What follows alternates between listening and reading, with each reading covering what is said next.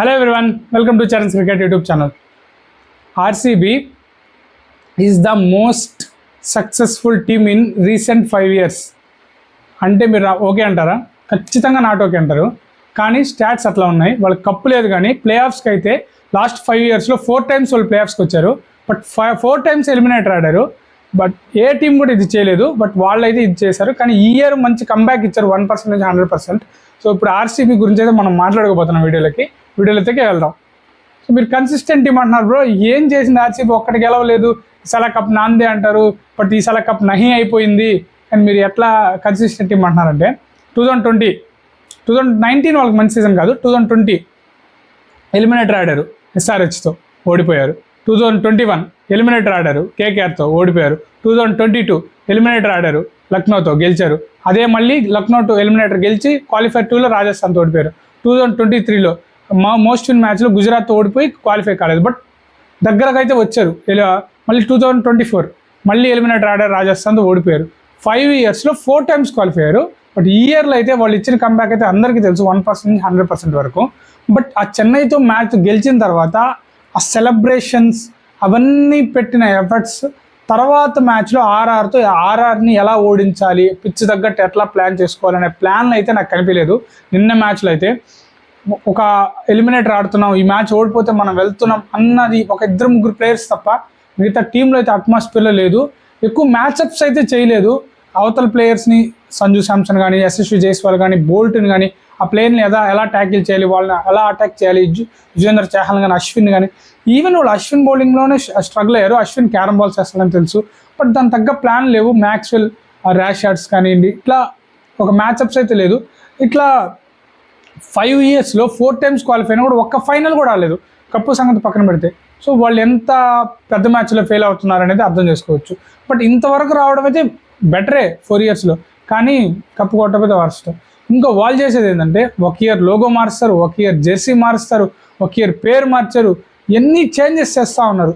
But ఏదైనా luck కలిసి వస్తుందా అని, ఈ ఆబ్వియస్లీ కెప్టెన్సీ కూడా విరాట్ కోహ్లీ ఇచ్చేయడం, డూప్లెసిస్ రావడం, కొత్తగా బౌలర్ను కూడా ట్రై చేశారు. అజలారి జోసెఫ్ కానీ, ఫెర్గ్యూసన్ కానీ కొత్త బౌలర్స్ తీసుకున్నారు.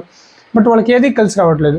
నా ఒపీనియన్ ఏంటంటే వాళ్ళు చిన్నస్వామి స్టేడియంకి తగ్గట్టు ప్లేయర్స్ని రెడీ చేసుకోవాలి.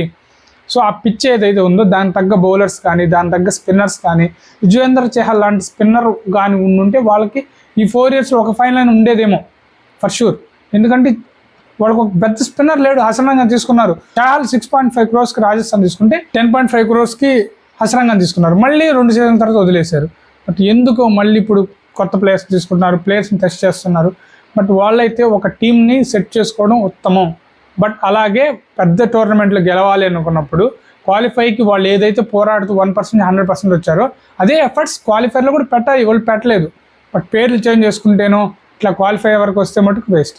వేరే టీంలు 1 or 2 times వచ్చినా కూడా క్వాలిఫై అయినా కూడా క్వాలిఫైకి వెళ్తాయి. ఇంకొకటి ఆర్సీబీ చేయాలంటే వాళ్ళు ప్లాన్ చేసుకొని ఫస్ట్ 1 or 2 spotsలోకి వెళ్ళే ప్లాన్ చేసుకోవాలి. అది ఏ విధంగా అయినా 1 or 2లోకి వెళ్తేనే ఏ టీం అయినా కప్పు కొట్టగలుగుతుంది. మనం చూస్తే 2016లో ఎస్ఆర్హెచ్ తప్ప ఏ టీం కూడా ఎలిమినేటర్ ఆడి కప్పు కొట్టలేదు. మేబీ ఇయర్ ఏమన్నా చూడాలి మనం, ఏమన్నా ఎలిమినేటర్ నుంచి వచ్చిన రాజస్థాన్ అయితే ఏమన్నా కప్పు గెలుస్తుందో లేదో, బట్ అది ఒక్కసారి పాసిబుల్. సో దీన్ని బట్టి ఏ టీం అయినా, not only RCB, A team అయినా కూడా క్వాలిఫైర్ ఆడడానికి ప్లాన్ చేసుకోవాలి. క్వాలిఫైర్ కుదరని పక్షంలో ఎలిమినేటర్ ఆడాలి. ఎలిమినేటర్లో 3 matches 2 ఆడాయి, తక్కువ టైంలో ఎక్కువ మ్యాచ్అప్స్ చేసుకొని ప్లాన్ చేసుకోవాలి.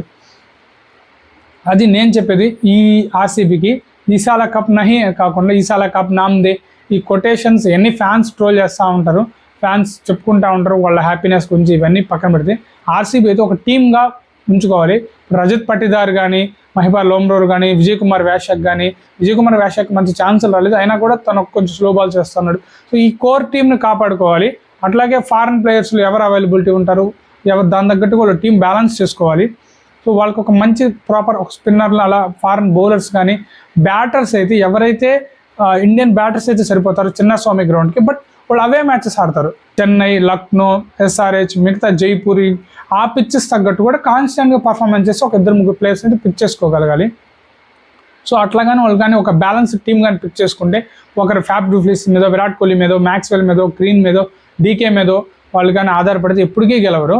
వాళ్ళకి ఎప్పుడు కూడా వాళ్ళు ఒక లాస్ట్ 4-5 yearsలో ఒక్క బౌలర్ కూడా వాళ్ళకి కన్సిస్టెంట్గా సిరాజ్ తప్ప ఇంకా ఏ బౌలర్ కూడా లేడు. మిగతా వాళ్ళందరూ మారుతూ ఉన్నారు.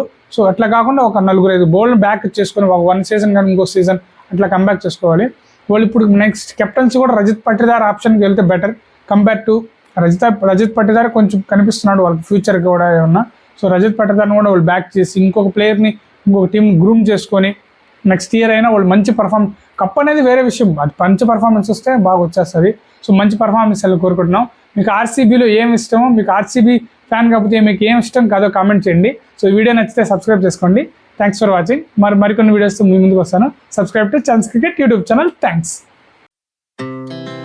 Our hearts beat to the city streets.